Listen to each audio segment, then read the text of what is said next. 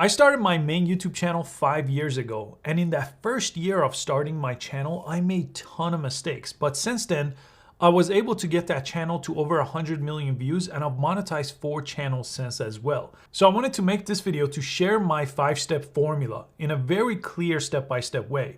So I think if you follow along with me in these 5 steps, you could also start and grow a successful YouTube channel. And with YouTube, I really like to think of my YouTube channels as different businesses, so I approach them with that in mind. My goal is to monetize those channels, to make money with them, and also to have some influence with those channels so I could make money besides what YouTube pays you for getting to their partners program, because you could do affiliate programs, sponsorships, but I'm gonna save the monetization conversation for a different video. Right now, let me walk you through the 5 different steps for growing and monetizing a successful YouTube channel. The very first step, and this is relevant if you're just starting or if you've had a YouTube channel but it's not quite working out, is to take a step back and think of the type of content you're going to make on this channel. The biggest problem I see when analyzing YouTube channels and when I work with other people on their channel is that every single video they make is not very targeted in a specific niche. What I mean by this is, if I go to your channel and if I look at your last 3 videos, are they about the same thing? Would the same person want to watch the same 3 videos? Or do you change topics or even the genre of your videos every single time? Now, this will fast forward the growth of your channel if you do this early on. Because if your channel makes the same type of videos every single time you post, once YouTube eventually figures out what type of content you make and pushes that content to an audience, that audience will watch your other videos. This will give you an exponential growth of a YouTube channel that you can't get if you change the type of content that you make. And also, YouTube really needs to put you in some sort of a place where it knows the type of audience that is going to want to watch your videos. If you tell YouTube by creating the same type of content what your content is about, you just do this by repetition, making similar contents every single time, you will just fast forward this whole process. So I always tell people, don't create videos about a bunch of different things. Narrow down. The more laser focused that you are, the fastest you will grow, and then you could expand. You could add topics to that as you grow, but not in the beginning. So niching down is always my first tip. Now, step 2 is about the type of content that you're gonna make early on your channel. If you're under 1,000 subscribers, one of the best ways to grow is by making search-based content. I'll quickly show you this plugin I use. So this is called TubeBuddy, and I'll put a link in the description. But this has a keyword explorer. You just go here, and depending on what you wanna make a video about, you would type that keyword right over here. Just for the sake of this video, let's say YouTube growth is what I'm covering and that's the type of video I want to make.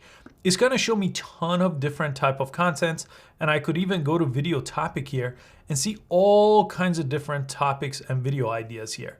Now at this point, I do my research with TubeBuddy and I create a list for myself. So every time I go to make a video, like this video was one on my list, and I have a bunch of other ones on my list just for this channel. Across my 6 channels, each one has a list that I add to using this technique about once a month or twice a month. So I keep adding to it new ideas.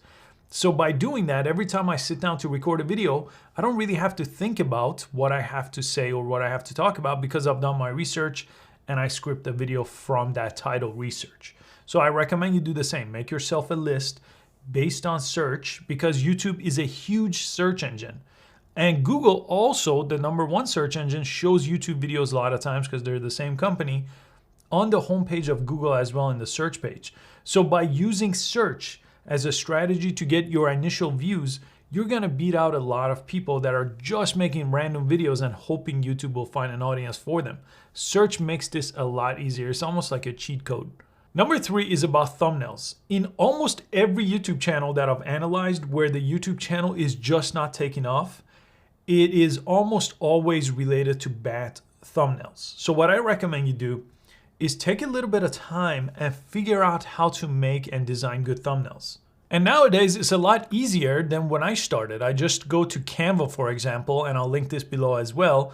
But I search for YouTube thumbnails and it'll give me a ton of ideas that are proven design concepts, right? So you could replace this picture with yours. You could change the text here. These are all fully customizable. And as you can see, there's over 3,000 templates and all kinds of different things in different categories I could choose from.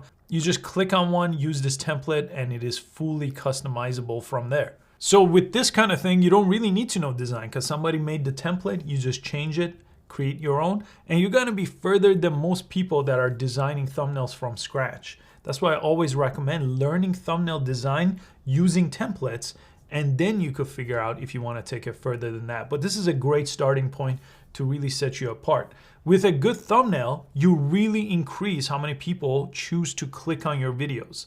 Now, once they click on your videos, your content has to be good and valuable so they stick around. That's why I recommend that search-based content, so you could actually help people with some advice that they searched for that will make them stick around and they may watch the rest of your video, which takes us back to tip number one. When all your videos are similar, people will want to watch more than one video when they find your channel through search. Now, step 4 is now that you have these things set up, you're always improving on them, but you have to create yourself what I call a content schedule or a content calendar. You need to know how often you're going to post on YouTube and how consistent you're going to be.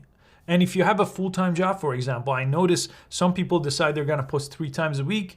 Their job, their life gets in the way, they give up 2 months into this kind of a marathon. This is really not a sprint. You gotta think of this for the long run. So if you could only make a video once a week, commit to that, make a content calendar, and know that every Sunday you're going to publish a video.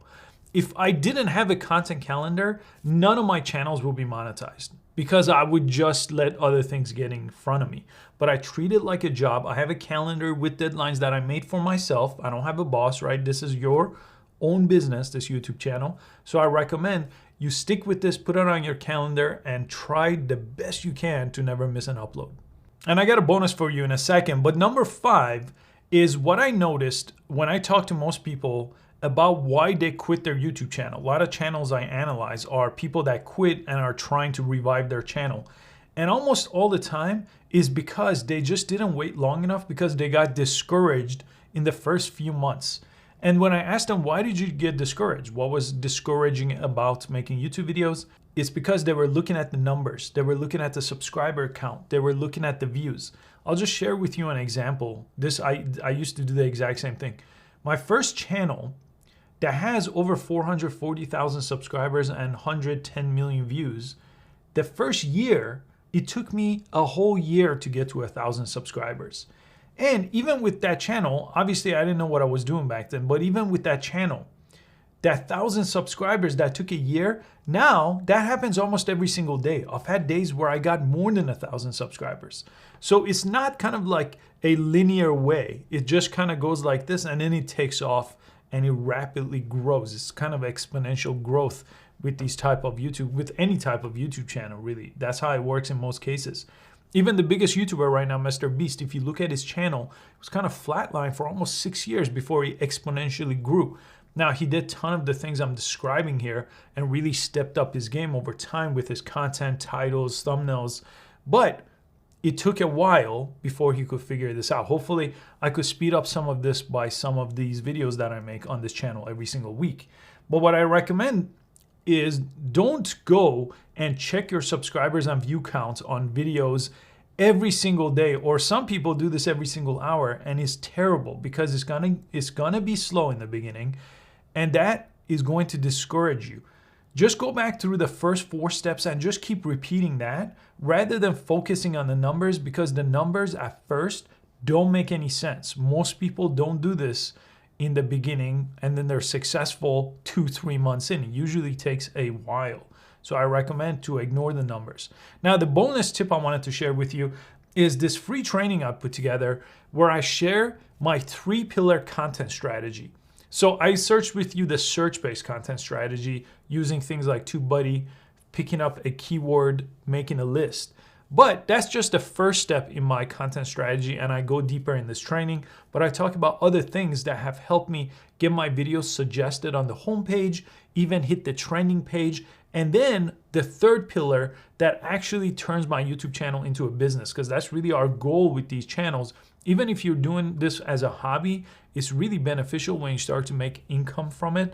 And then when you make significant income from it, where you could take more time out of your life to focus on this hobby. So no matter why you're growing a YouTube channel, I feel like this is a very beneficial training. So I'll put the link below if you want to watch that after this video. I hope you found this useful. I do create these type of videos every single week, and I hope to catch you next time.